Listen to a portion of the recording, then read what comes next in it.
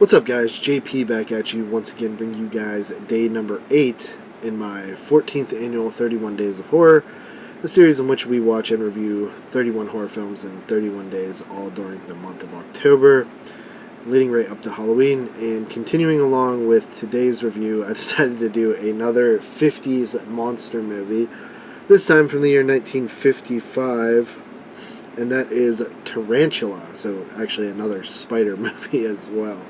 After watching this Earth versus the Spider the other day, I was thinking about the fact that I own this one as well, and I've never opened it up and watched it. So, excuse me, I am still feeling under the weather, not feeling good at all. But yeah, so this film takes place in Arizona, in like the desert.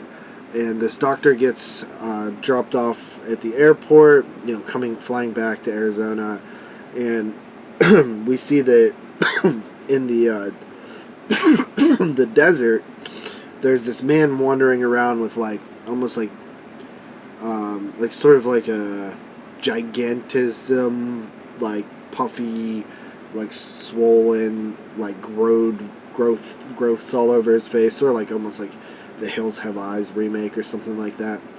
And he falls down in the desert and dies. They end up finding his body.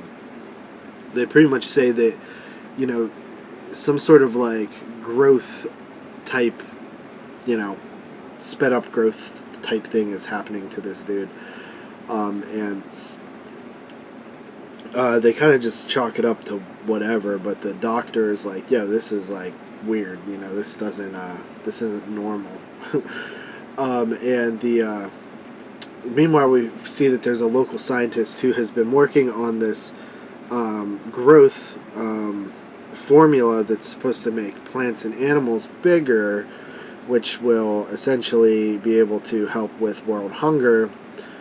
And he's like this lone dude working on it, and he gets attacked by another person who is, all disconfigured, and they end up breaking a cage that has a tarantula in it. There was also other cages in there that had giant guinea pigs and other stuff in it. But this guy they end up breaking the cage with the tarantula, which is at this point, the size of a dog maybe, and it escapes out into the desert. And it starts growing and growing and growing until it's terror, crawling at 100 feet high. And it's up to it actually ends up sneaking around this desert pretty well, where not a lot of people see it. But there's actually some really cool shots of this giant, massive, superimposed spider in the background on some hill, the desert hills and stuff. And it just actually looks really cool. But yeah, most of the effects are that sort of superimposed camera trickery that you got going on, where there's no actual creature on screen with the actors, but they're reacting to, a stand-in or whatever.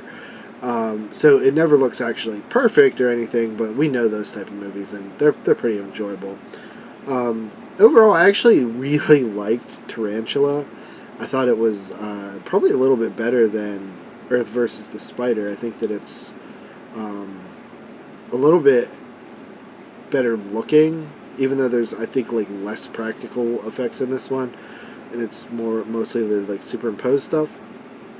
But I do think that the tarantula is actually really cool looking, and the way that they play with putting it in the background of scenes and stuff like that is pretty cool.